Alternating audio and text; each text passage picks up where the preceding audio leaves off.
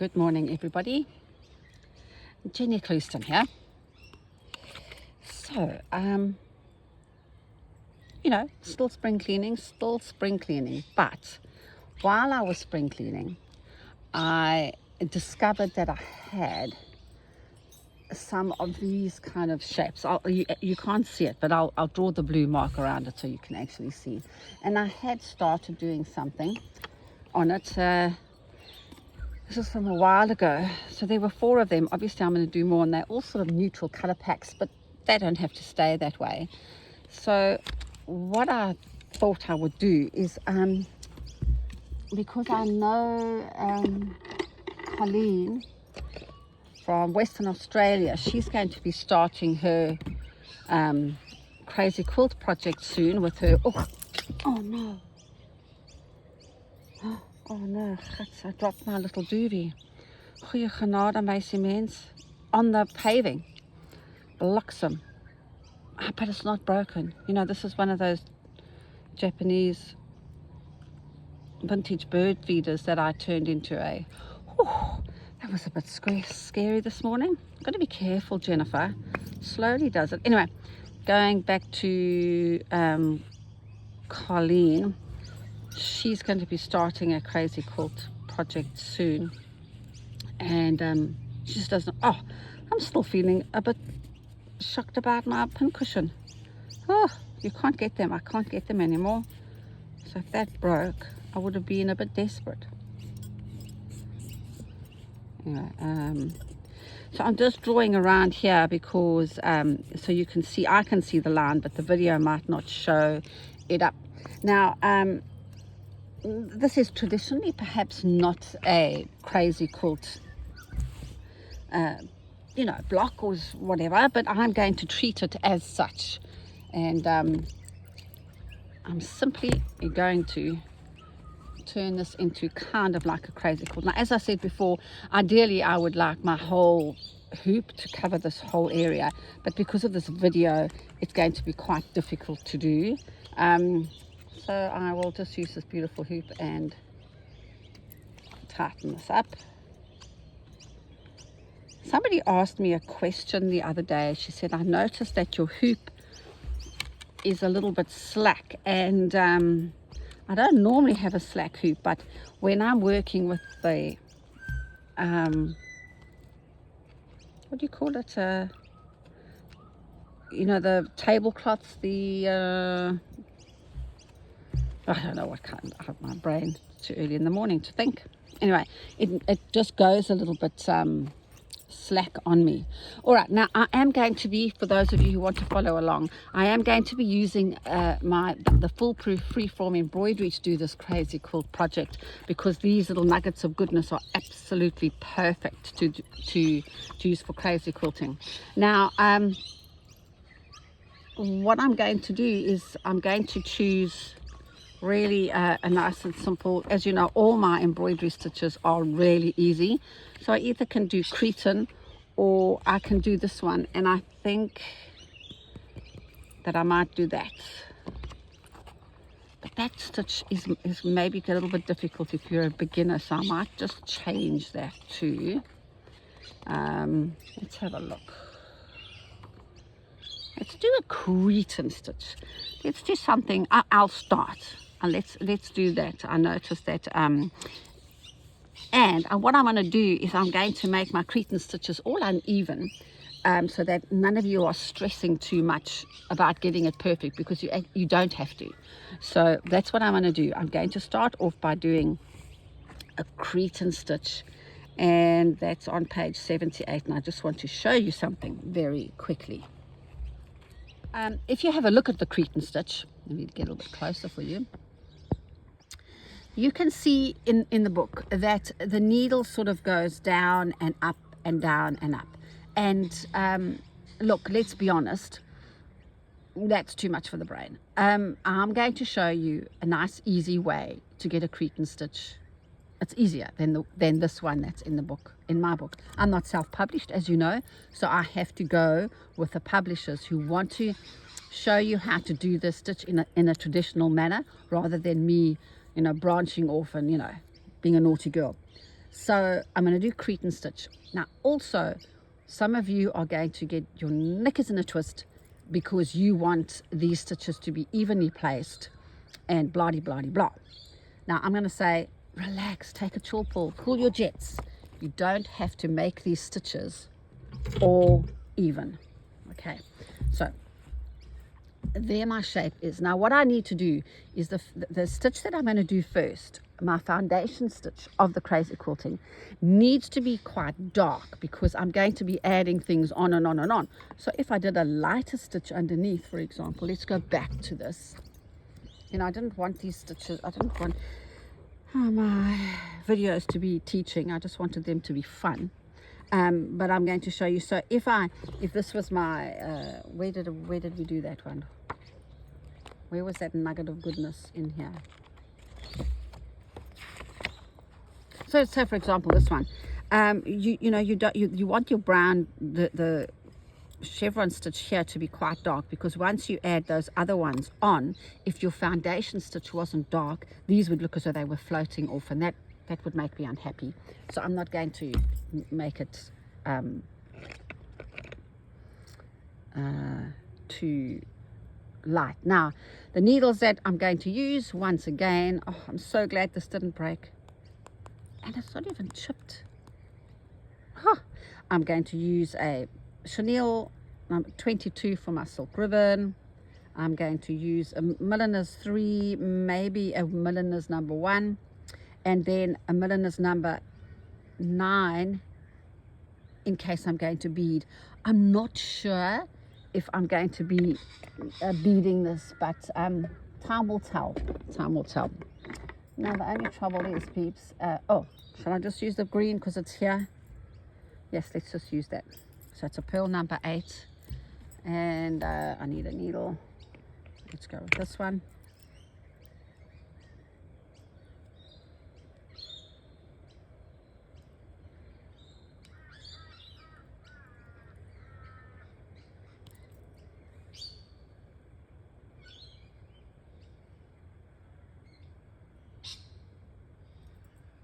What's happening here?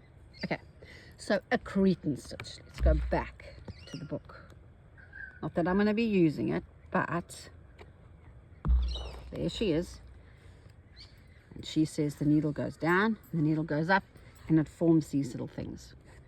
Don't worry, don't stress, because watch me. All I'm going to do is I'm going to make sure that my needle is pointing away from me the whole time, and what's going to happen too is that my thread is always going to be underneath my needle. So I'm going to come over here, pointing away from me, perpendicular. That's all you have to worry about. This must be perpendicular to your seam. Your thread is underneath your needle. Stay with me, it's like magic. So I'm going to pull this through, and then I'm going to flip her down. Then I'm going to come here. I'm going to make this uneven because I don't want you to get all anal on me. There you go. Needle pointing away. Thread is underneath the needle. Pull through. Keep your tension nice, and so I'm going to go a little bit longer again on this side. Needle pointing away from you. All I have to worry about is the needle being, the thread, Jennifer, use the right words today. The thread is underneath your needle. Pull up, spider fingers, and pull down. Let's make this one a little bit shorter. Needle pointing away, pull through.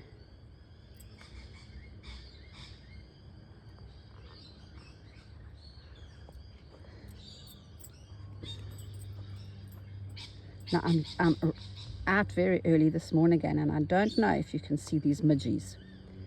So when we moved to Australia and to our house, I back onto a creek. So these little midges come out at sunrise and sunset. And when we first came here, we all got bitten by them, and they actually, wow, they're quite itchy. They can make you, and you can have a reaction to them. And so I thought, how am I, there's got to be something that can stop us all from being bitten. So I went to the local fishing shop because I thought, you know, those fishermen, they'll know what I can use. And I was asking the man behind the counter, and I heard this very rugged Aussie accent saying to me, I can't talk with an Aussie accent. I wish I could, but I can't. And it said, "Let them bite you, mate." And I went, oh. And then he said to me, your body needs to build up sort of like an immunity to them. So I was the only member of my family that let them bite me, mate. And guess what? They still kind of bite, and yes, they still sting, but nothing like the rest of my family. So this little rugged fisherman was right, and I thank him for it. All right, so there is my Cretan, nice and uneven.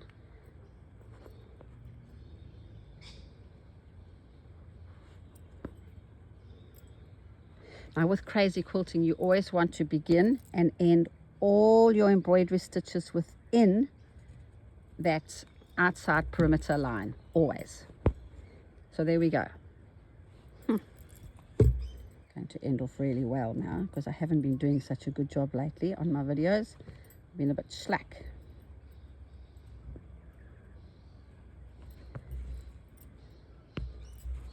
Okay, nice and simple, nice and uneven. Doesn't have to be even because we're going to disguise it so easily. All right, so remember we are going to be doing this seam here. So that means I need a 7mm silk ribbon, which I don't have outside. So I'm going, oh, I do have one, but guess what? It's purple. I'm not going to use that. So I'm just going to dash inside and I'm going to get it. So be fair to all of you, I kind of know, and not all the squares, all these shapes in my crazy quilt are going to be in this neutral background. There are going to be colors involved. And I do know what they are. I sort of know what color they are. So as I'm picking out these colors for my silk ribbon, I kind of, know why I'm doing it, whereas you have no idea. I think I'm going to have to go inside and get another color. What is this one? It's a bit too, I love this one, but I'm not sure about that little hot number. But what I can do is I can just use, I can paint it after it's done with some Parisian essence. Now I do like that. Shall I use it, peeps? Shall I use it? Let me go and sit aside, and while I was away, the shadows came out. Now I can use this most definitely, but I'm not going to. I'm going to go and stick with this. It's a 7mm silk ribbon. So just remember that that's what it is. And I have to, for this stitch, I have to use a Chenille number 22 needle. Okay. So you're going to thread your needle, then go through the tip, pull your tail down, form a circle, and take a small little stitch. Now, I'm just going to move over to the other side of this table so that the sun, can you believe how quickly that was? I went inside, got something, and out came the sun. All right, so let's do this stitch. Now remember, we were doing, this stitch had little ruched ribbon roses on it. There she is there. I can never talk over a butcher bird. There's the ruched ribbon roses there. All right, so when we go to the ruched ribbon roses, we can see in the book, there it is over there. Now, what's going to happen is you're going to hold this ribbon with your palm facing up, and there's about 2 inches of ribbon there. My needle is going to point away from me, and I'm going to do a colonial knot. And you see there's 2 inches of ribbon. I hope you can see. And this knot is, I pulled it quite tightly. And now I'm going to get to take a stitch as close to that knot as possible, and then do a series of little gathering stitches all the way down. Now, as I said before, I do make this stitch look quite easy, so as you're doing it, don't stress too much that you might look a bit awkward. Please don't make these stitches too these gathering stitches too small, and they're not all even, so just relax. And then you're going to reinsert the needle in almost near as damn it where the needle came out. But what you're going to make very sure is that you're not going through the ribbon at the back of your work. Now, with a little bit of difficulty, you're going to pull this through. So when eventually you get your ribbon through, you will see that it looks like a tiny little rose. Have a look what this looks like when it's all finished. Do you remember this little rose, little ruched rose? She's got little leaves scattered around her. So let's put that on and see what she looks like with all her nonsense, and then we will decide how many is going to be on there.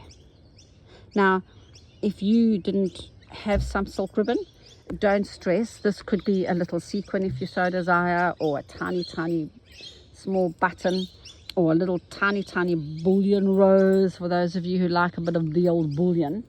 So yeah, so now I'm going to get some green. And that green wasn't all that great, was it? She wasn't all that great. I'm going to use her. Now, I should, by rights, go and press this, but I think I'm going to be okay with this because she's not too bad.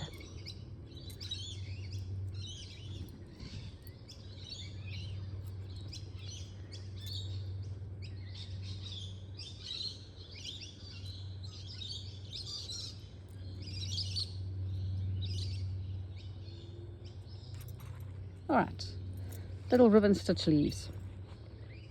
And in the book, I have got them any which way. Some are at the top, some are at the bottom. It doesn't really matter. So a ribbon stitch, you're going to splay your bottom for me, and then reinsert your needle sort of in the middle of your ribbon. Get the ribbon through, the needle through, shall I say. Oh, I'm using all the wrong words this early morning. And then not pulling from your needle, but rather coming up quite close and giving little spider fingers, because you want to get this little ribbon, this ribbon stitch to look like with a little point. For those of you who do not have silk ribbon, maybe what you can do for this is just an ordinary gewone lazy daisy.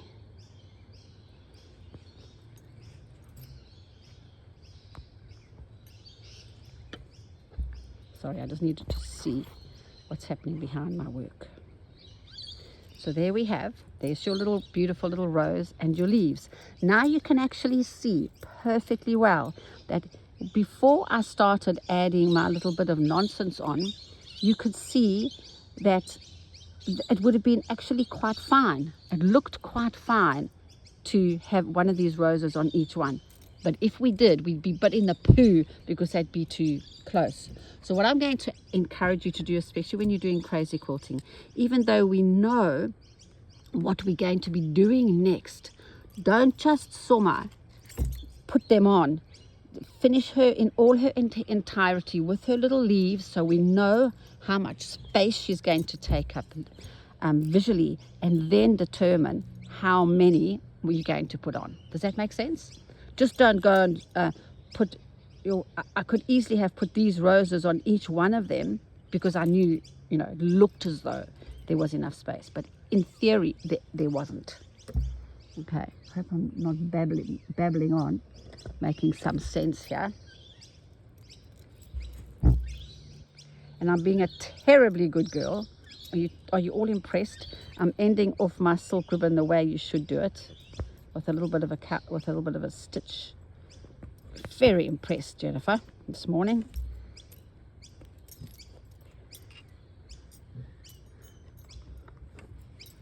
Is dit nie mooi nie?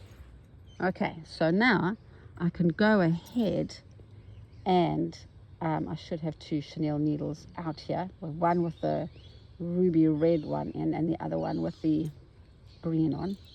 But you know, in a perfect world,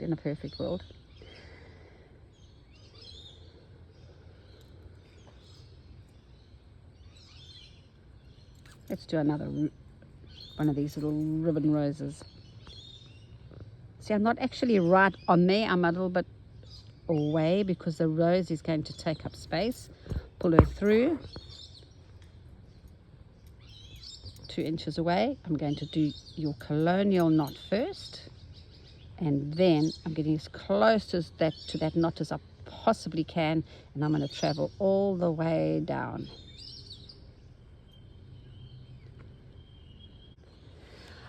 Sorry, I digress. Let me go back. So if we have a look at crazy quilting, a beautiful antique crazy quilt, which I will go and get a block. The woman spent a lot of time on the background fabric.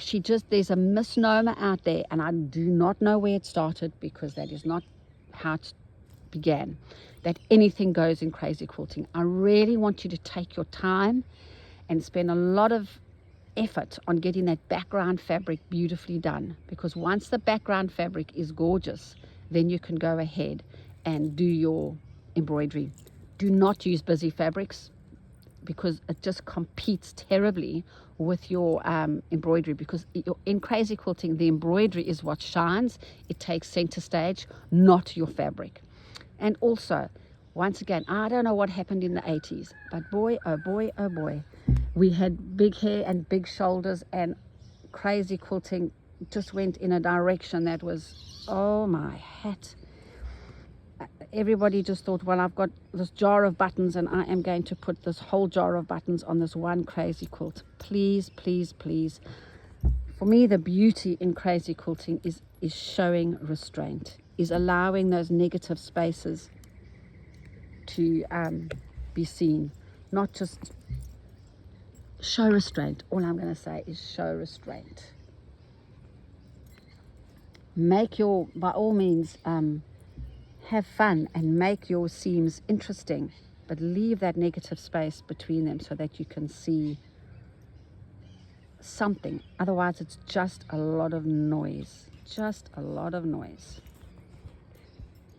Sorry, I meant to lecture. I didn't mean to give you all a lecture about it, but honestly, crazy quilting is a gentle art. It was gentle. It was done by gentle women. And yes, we all can bead up and we can put our stamp on it, but I really encourage you to, I don't know, show restraint. Show restraint, I say. So easy nowadays. We have everything at our fingertips. We can go out and buy whatever we want to buy. That does not mean it has to go into our work. So you can see that now my next one is going to be over here. Oh, I'm very lectury this morning. I apologize. I don't mean to be. The tiniest bit of silk ribbon here, and I do not know if it's going to be enough to do one, but I'm not going to let it beat me.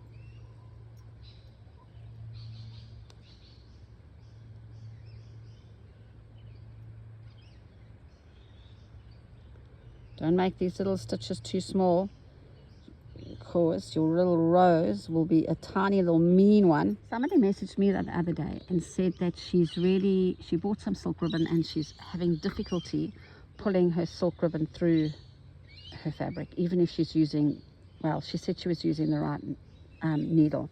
So with silk ribbon, we have to use a Chenille number 22 needle. And I believe that somebody might tell you that it's silk ribbon, but it's not silk ribbon. It might be too, I don't know, nylonish or something. Silk ribbon is soft and it's pliable, and it should be very easy, unless you're going through a whole lot of layers of fabric. It should be very easy to pull through. So just make sure that you are using a beautiful silk ribbon. Where shall these little leaves go? Let's do one here at the bottom.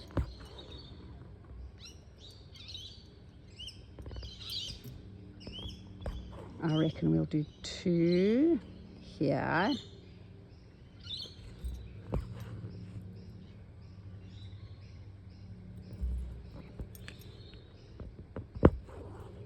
And then I'm going to do one at the top.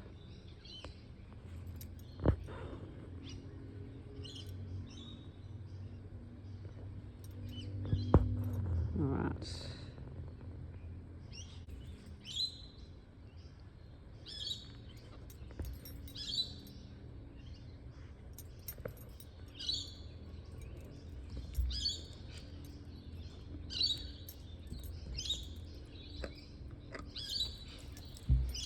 There you go. Now, by rights, there should be another rose there, shouldn't there? Should there? Should there? Yes. So I'm going to switch this camera off because you've seen me do it, and otherwise this video just goes on, and I will move on to the other side. Okay. And just like magic, we've got the cutest little steam treatment happening. Yes, so what I'm going to do next is I'm going to go in and do my pressure point on the other side before I decide what's happening anywhere else. Okay, so my pressure point on the other side, they look like tiny little lazy daisies once again with some straight stitches. Surprise, surprise. I like that, but say if there's not enough of that color, and then what happens? I'm in the poo. But wait, there is some more. Even if they're not the same color, they're variegated. Okay, so I'm quickly going to start this, and so maybe because I've been at this for quite a long time, I might just get on with my day and come back to that and see how it's all panning out. Thanks for your time. Bye for now.